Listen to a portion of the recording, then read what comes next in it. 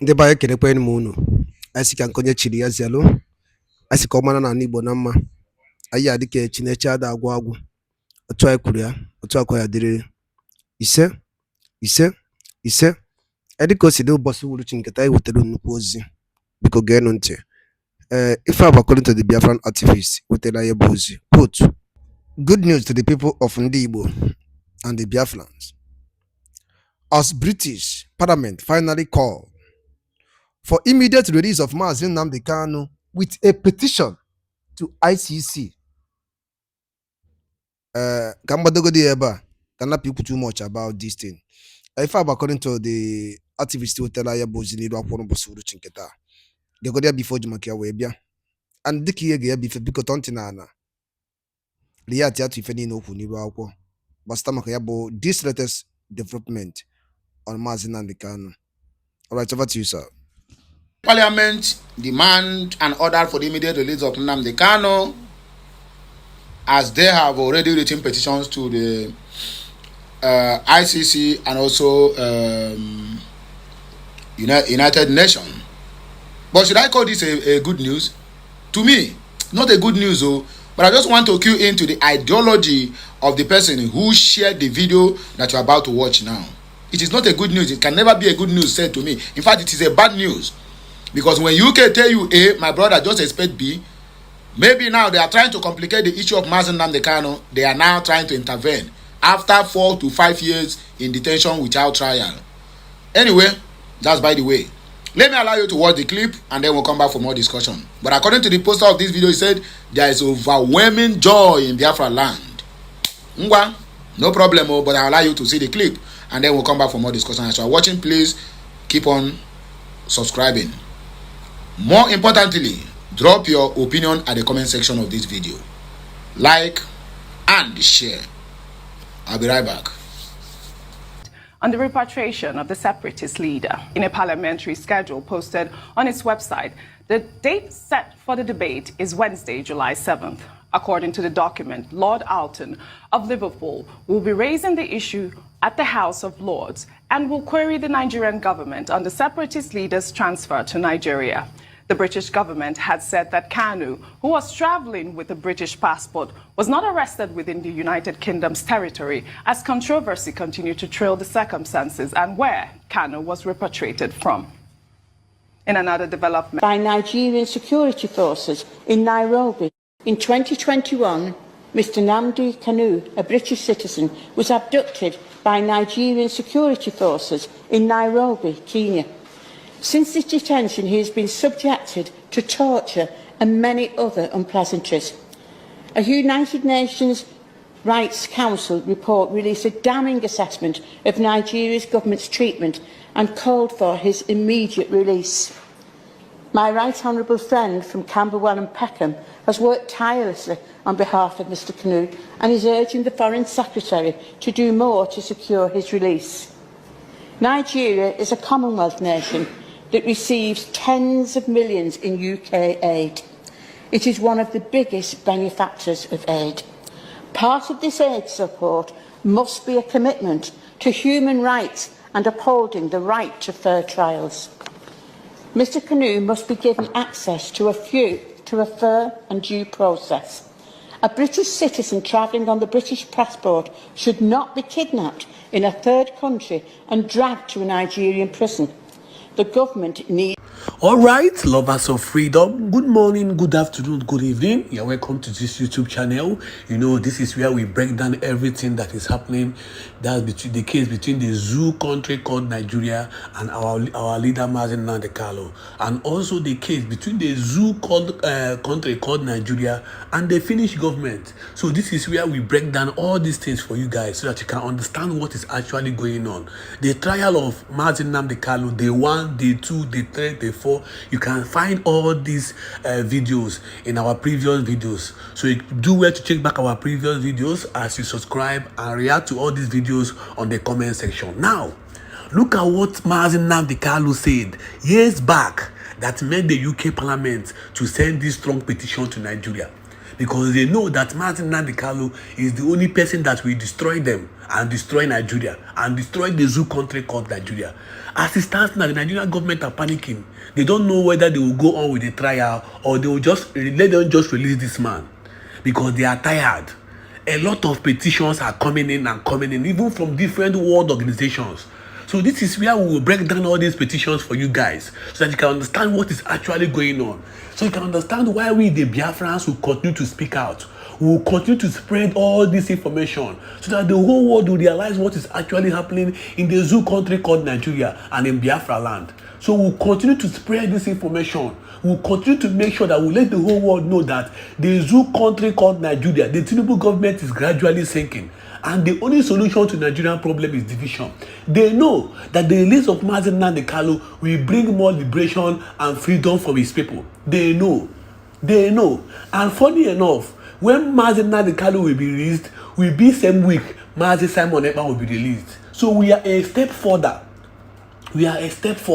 To our liberation, and we'll continue to make sure that we get liberated from the zoo country called Nigeria. You can see what is happening. Gradually, the zoo government of Tinubu is sinking. This is just 2 years of his government. He has extra 6 years. Before that 6 years, believe me, so many Fulani herdsmen, so many of them will have their various camps in Biafra land. If we don't stand up and fight, if we don't stand up and disgrace and destroy these people, we are not going into any conventional war with the Nigerian state. All we are saying is we need to discuss our referendum on a round table with this so-called zoo government. Now, let me play you the video of what Nnamdi Kanu said that attracted this particular parliament to discuss the Nnamdi Kanu's case. For the UK Parliament to talk about Nnamdi Kanu, for them to talk about the release of Nnamdi Kanu, just know that the Biafran government and the Biafra movement is one step ahead of the zoo government called Nigeria. Now let me play you what happened and why the UK Parliament are reacting to the kidnapping of Nnamdi Kanu from Kenya to the zoo country called Nigeria. So I will play you this video so that you can analyze it for yourself and you can even share these opinions on the comment section. Now stay tuned as I play you this video. A failed state that it is, as a terror-ravaged contraption that it is, as an abomination that it is, how have they managed to keep Nigeria together? Look no further than what happened during the End SARS protest.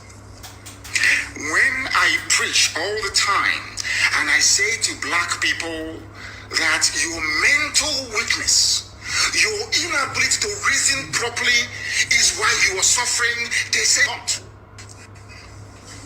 They manage to divide those who are protesting by introducing two key elements they know will appeal to their primordial instincts. What are those? Religion and ethnicity. Let me tell you something you don't understand. That is the only instrument the Europeans had to divide and conquer Africa. What they did was to pass it on to the Fulani Janjaweed. And with the help of the Fulefus and traitors in our midst in the entire South, both Yoruba and in Biafra, both in Oduduwa and in Biafra, it appears that they have managed to now gain the upper hand in the past decades. This continued effort to divide the East, I can assure them tonight, has failed to fail. And I want our people from Igodo to Ogogo to understand this. They come to you, they plead with you to amplify your ethnicity against one another. It's a very clever trick. Whereas over the years, if not since the coming of this Janjaweed Caliphate government of the late dead Buhari,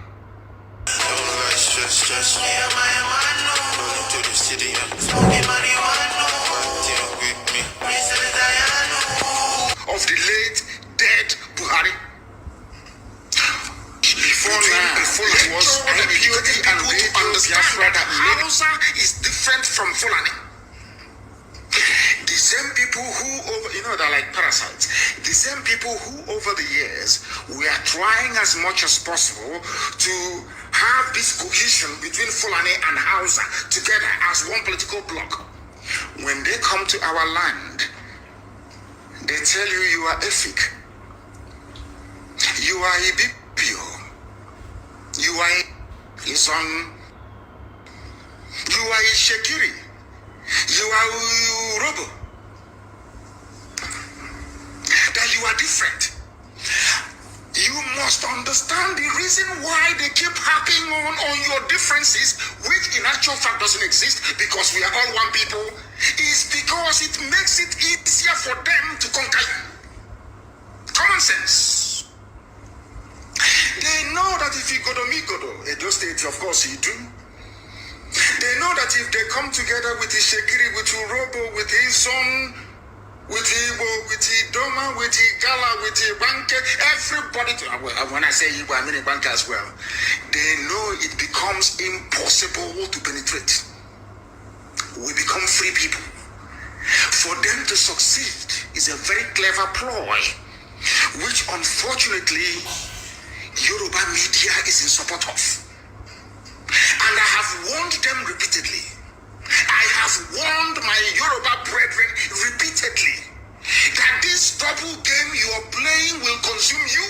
And today they are in Yoruba land killing and taking over their forests. If not for the bravery of Eastern Security Network, I do not think for once that Amotekun would have had the balls, or should I say the courage, to confront Fulani headsmen in their forests. Understand this very cleverly. What they do is very simple. They come to your land as they have done with Hopus or Dema in Imo State. As we understand they have done with George Obiozo this evening. They plant your leaders for you. Your leaders who cannot rise up to challenge their hegemony. That is where I give Yoruba land some credence, or should I say some credit. Because they have not allowed themselves to become as divided and damaged as the East is. Can you imagine for 1 second? I ask you to ponder this for a second. A Fulani governor is interested in relocating all Fulanis across the Sahel, Nigeria, so that the Fulanis can have a country they can call their own home. In the East, there is a governor. Despite being an Igbo man, speaking Igbo, raised as an Igbo setting, he's saying he's not Igbo. I just want, for one, I don't know how to explain this so that people can understand it. I just want for 1 second for people to sit down and ponder this. It's a very simple, it's not a conundrum, it's very easy to untangle. The person telling you that you are from Niger Delta, the person telling you to accentuate your ethnicity or your tribe, as the case may be, the person telling you that you are not related to an Igbo man, the person telling you that you are not Biafra, the person telling you that Efik is different from even Ibibio, Ibibio is different from Anang. Man telling you this is bringing his brothers and sisters from Senegambia, from Mali, from Niger, as Fulani headsmen, as bandits, as terrorists, to come into our country, into our space, to take it over. You, his counterpart in the East, you are doing your level best to make sure you divide your own people. And when you go to some of these people, they will tell you that divided we fall, united we stand. And that was a very clever thing they did. And that was how they managed to divide us, weakening us and making it easier for them to oppose them without election as Imo State governor, and now to plant George Obiozo as Ohanese president. I'll get to that later on. Britain knew that the light of Africa will come from the land of Biafra. They all knew it all over the world. As I told you earlier, 2 years ago, I told you that I was at a meeting with UN officials in Geneva. And one of them said to me, it is not that we don't talk about Biafra or want our member states or nations to understand what is going on in the land of Biafra. But as soon as we mention the word Biafra, they all get up and walk away from the room. I announced it here live on this very platform, Biafra. Some of you didn't actually absorb. Some of you don't know the obstacle that Biafra is facing. You think Biafra is easy to get. No, it is not. No, not at all.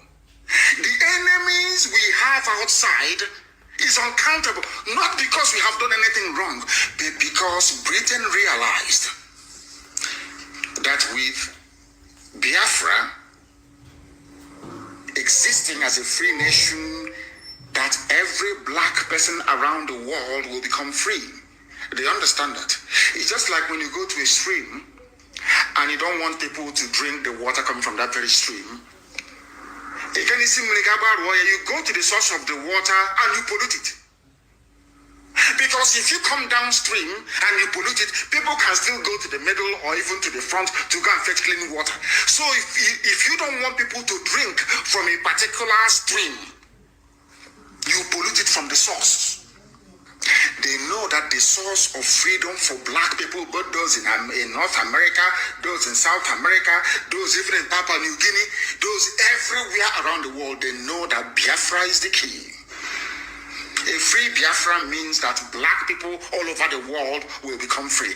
That was why I said that Biafra is the last miracle. I want you to understand this. All of these obstacles cannot stop us from getting Biafra. It cannot. Instead, it emboldens us. Because the more difficult the process of emancipation, the more enjoyable the outcome when finally freedom comes. If we don't do something, I'm telling everybody, both those in the Middle Belt, those in Yoruba land, go and write down everything I have said in the past. Try and compare it to what is happening now. You see that we have always been right. If we do not act now, we will become more fragmented. They will conquer us and extinguish us from the face of the earth. As I told you, the Hausa race no longer exists, only by language. Hausa people have nothing now as we speak. They have nothing, only their language. Hausa people no longer have any discernible political system. They have no hold over their future or their lives. They can answer Malam all they like, but their traditional rulers forever and ever will remain an emir. And an emir is a Fulani. In other words, apart from the language, it has now dawned on them. That is why Fulani have now taken to the front seat. And you cannot hear Hausa people even complaining. They know they are finished. They know they are gone. How did they succeed in doing this? Even before the white man came, the Fulani succeeded in dividing the Hausa peasants from their kings, deceived them, took Sokoto from them, and the rest of Hausa land. The only place they couldn't take is present-day Borno, and you can see how they're fighting tooth and nail to take it. Kanem Borno said no, and they're fighting, and they are free, of course, to a limited extent. That is what we all need to do. Therefore, anybody who comes to you to preach one Nigeria, you must go back to educate that very fool. I keep saying it. Anybody who believes in one Nigeria cannot be regarded as an educated person. For the very simple reason, I wrote this a few days ago. You cannot claim to be equal to a white man. A white man can come to Africa to create a country for you, black people in Africa, which means that all of you are incapable of creating a country for yourselves. That is what it means. You have surrendered your future to them. That's number one, for those who believe in one Nigeria. Number two, if you have any self-worth, any self-respect, any regard for human dignity, there is no way you will allow somebody to come all the way from Europe to build a country for you in Africa. I give you a very simple example. There is a place called India. I'm sure that some of you know that India used to be comprised of, I think it's Bangladesh, India itself, Pakistan, Kashmir, and is it Bengal?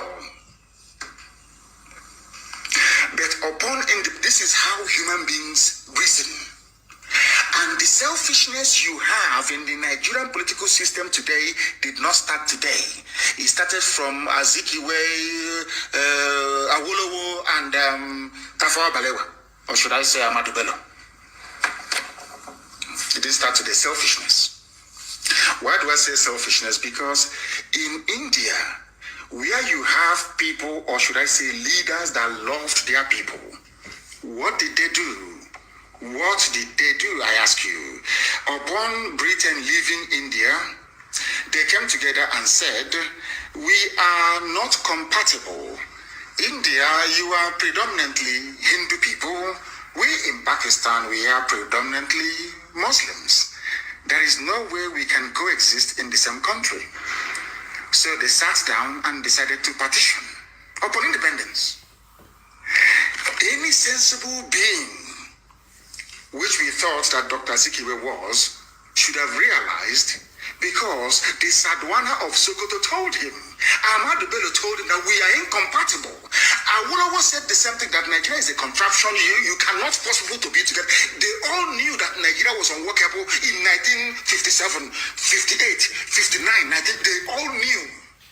Exactly with what is happening today, despite knowing that Nigeria was unworkable, because they are going to answer president, the prime minister, they will have beautiful houses in Ikoyi, in VI, they will be lording it over other people.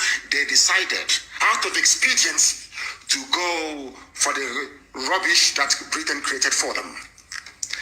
And today, is India doing well? Pakistan that is now offering to come and help the zoo to fight insurgency. I hope all of you can understand all of this. I hope you're following what I'm saying. Because in Africa, you people are not human beings. The white people, they see you, or should I say you, they see you as animals. Forget all the pretense. Africa, you're part of Commonwealth. You are not, they don't have any regard for you. Do you know why? Because they created you. They made you who you are. If as a man or a woman, you are grown up, you are intelligent enough, you cannot build a country for yourself, you have to wait for a European to come all the way from Europe to build countries for you in Africa, that means you're an idiot. There is no difference between you and an animal. Absolutely no difference. It's not an insult. I'm just trying to make you... Now, put yourself in, should I say, in the position of those who are reasonable or sensible enough. Do you think that as a black man from Africa, you can go to Europe, you can go to Germany and create a country for them? Can you do it? Of course, the answer is no. If you cannot do it, then why did you allow them to come to Africa to create a country for you? After creating this country for you, half of Yoruba land is in Benin Republic. The other half is in Nigeria. One is French, one is English. And people don't feel ashamed of themselves. There is no pride, there is no shame. People are not ashamed of themselves. We are Africans and we are black people for that matter. So by nature, we are ethnocentric. We are very tribal by nature. We are not Europeans. Well, good morning to you all, ladies and gentlemen. Once again, good afternoon and good evening, depending on where you are. Happy New Day. The clip you just finished watching now, you heard everything the way it is being said. It is not a rocket science. The truth there is just as plain as ice water or ice block. And they had it in a very, very wonderful terms, very clear, in black and white television. That is what they showed you, what you just heard now. And I'm very, very happy of what was unfolding now. But I cannot tell you it is a good news to my own understanding. It might turn out to be a even sad news, because UK can never be trusted. When you are dealing with the UK, it's the same thing as when you are dealing with that monster they call Macron of France. Eating with them, my brother, you must stay very far. Use a long spoon because they are more deadlier than python. They want good for their citizens, but they don't want good for other countries' citizens whom they claimed they colonized. Nnamdi Kanu words is life. Believe it or you leave it. Either you believe it at your own peril or you doubt it, my brother, you will live to see it. That guy called Nnamdi Kanu is not an ordinary human being. If that guy is an ordinary human being, by now he would have gone 6 feet. What is protecting that young man is far, far, far better than what some people can even imagine. Nnamdi Kanu is not an ordinary. In fact, that one is a ghost. In fact, it's a spirit. Everything that guy have said from the day he took over the radio Biafra till the day he was abducted, none of them have never failed to manifest everything. In fact, some have even come times tenfold. Some have manifested times tenfold. For you to know the kind of human being we are dealing with. And even the zoo are still surprised today that this guy never died. Because they have tried everything humanly possible to frustrate him, both mental and emotional blackmail, mental torture, everything you can think of. Tying him, blindfolding him, chaining him like a common criminal, denying him some basic things that a human being can ask of. Gadgets just like newspaper, phones, and television. Nnamdi Kanu have not seen this thing for the past 4 to 5 years. What they call that dungeon, solitary confinement in DSS, is the worst prison anybody can go on. It is an underground prison with nobody inside it. You can only have just AC if they put anyone for you. No communication, day to day, 24 hours, you have nothing to interact with it. They won't even allow you to use the items you are using to pray. As a Christian, I don't know about as a Muslim, maybe they will grant the Muslims what they required. But as Nnamdi Kanu, a Christian, have never been allowed, not even a common Bible for him to read, at least to energize and equip himself, both in physically and in word of the Almighty God, according to what is written in the Bible. So you can see that the journey is not of today. And that was why I said I cannot celebrate this as a good news that UK are now writing petition against the Nigerian government and against all these are fallacy. They can deceive people, they cannot deceive somebody like me. You are writing a letter, a petition on a country that you colonize, on a country you are choosing their leadership, on a country you decide what happens in their parliament. Now you are writing petition to who? All this one are just to deceive the gullibles to believing that they are working for Nnamdi Kanu's release. Even all those outcry at the parliament that Nnamdi Kanu have been subjected to rendition, blah blah blah blah blah. All those things are just mere for a kind of let it be for camera purposes. So camera will capture it and the whole world will circulate it. These people have not given up on their own citizens, but they have already did long time ago. The first time Montgomery, about what they call him, the High Commission to Nigeria from UK, visited Nnamdi Kanu with an offer for him to drop Biafra's agitation. And the young man said, I can never do that. That is the last day the man ever go to DSA to see Nnamdi Kanu. And now you come out now to tell us. You are debating it on the parliament in the UK. But they have High Commissioner. You have what they call it, the embassy in Nigeria. Who's supposed to be taking care of this? Who's supposed to make sure that Nnamdi Kanu never lack anything? Even if the Nigerian government refuse to free him. Who will make sure that Nnamdi Kanu never stayed in an underground prison? But all these things, they are even the one that is among those sponsoring for him to be kept in a solitary confinement. Just to torture him, emotional, mental torture and the rest of them for him to succumb. When Nnamdi Kanu said that this struggle that I've taken over the life of my parents and over 28 individuals, innocent individuals inside his compound, including his most loved dog, according to him. And then you want him to quit at this point. No. We have gotten to the Rubicon, a point where going back is not an option, but going forward. Because thinking of going back, when we look back, you see blood of our innocent Biafrans crying for justice. You can never turn back. If you turn back, they will mob you. Any Biafran struggler now who wake up now and said, okay, let me backslide and I'm going back. You stand for the truth and you want to go back. Why the spirit of those who have been murdered and looking for justice are guiding you? If you turn back, my brother, they will give you, in fact, you will receive the beating of your life. You will receive a miracle, or rather a ministry you never prayed for. Well, I don't know whether you call it good news, but to me, it is nothing to write home about. But anyway, let me see what our people think concerning this matter, because comments must surely follow.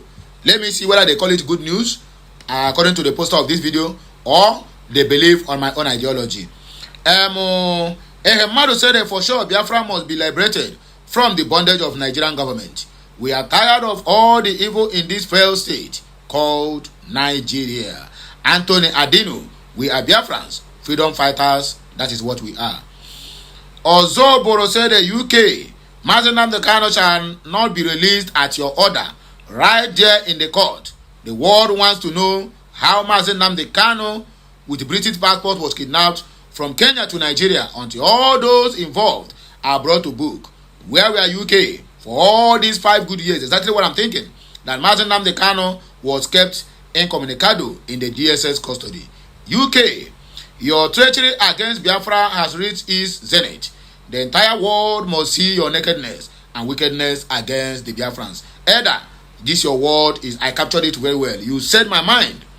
Evangelist Chukwuemeka said, Nnamdi Kanu is God sent. He is the light to the world. Anthony Okonko, Nigeria received British aid. The elephant of Africa. Shame to Nigeria. Chukwu Kadibia, since the arrest of Nnamdi Kanu, please use this language. Since the abduction of Nnamdi Kanu at Kenya airport, what did the UK do since? Don't we humans think that the UK is in support of the Fulani Buhari Tinubu etc? Now they further to accuse Simon Ekpa, lied against him, bribed Finland to arrest Ekpa etc. Let these people go. Let there be peace. Moses said the UK is asking who to release Nnamdi Kanu when they are the one holding him. Nigeria received bigger aid from the UK, right? Now produce the aid they give to the Nigerian government. Where does UK get the aid to give to Nigeria? From your own soil as well. John X said, shame to UK. Sorry. It is now they are speaking up, because they have seen that their game, plays, and tactics are failing, while Nnamdi Kanu is winning against the UK interest. Of course, they have already seen this light, that Nnamdi Kanu is winning the fight. Now they want to come in now to pretend that they are the one that free Nnamdi Kanu, useless set of people. Good guy said, British government is the only one holding Nnamdi Kanu in Nigeria because he challenged their company called Nigeria. Do they think we don't know? We are all aware. Mwachuku said, this is no longer necessary. Is it today that Britain know that Nnamdi Kanu was kidnapped? Britain is a prime suspect of his rendition. Samuel Chukwueze, UK, you are holding Nnamdi Kanu, your citizen, for long. Why are you in a hurry now to release him? Because we know your games. If justice prevails in court, Kanu will be out by the grace of God, not by a UK. The world has seen your nyash. Me and nyash. Anyway, my people, now you go take back break. I beg guys, you are watching. Drop your opinion in the comment section. Let me know what you think. Because for me, I don't see this as a good news. It is a bad news, self. Because they will come in now to complicate this issue now. They will tell you now they have to take a diplomatic angle. If you look at the diplomatic angle can last for 10 years. They are still negotiating. They can tell you, oh, we are working. You will just remain there. So at the court, they have started the trial. Let it continue. Because the court cannot find anything wanting on Nnamdi Kanu. They have already seen now that all the old people they hired as a witness have failed them. They printed Nnamdi Kanu poster to blackmail the court. It failed them. They started propaganda using Jerusalem Post and Reuters. by a so-called stupid Nuhu Ribadu. If ndị be anyị ngwadarụ niile nụ dịka unu si wee gee ya bụ ife anyị ji maka ya wee bịa n'ebe akwụkwọ n'ụbọchị uhuruchi nke taa. Anyị chọrọ ịma ife unu chere n'ụdị nke unu gbasata maka ya bụ ife nwanne nwoke kọwagasị ọpdeti o wetara anyị n'iru akwụkwọ ka efu nche gbasata maka ya bụ ife drọpụrụ anyị ya n'akara kọment na kọment sekshọn ka anyị fụ alụ gị fufu iche mgba ka emesịa na ụmụnne m.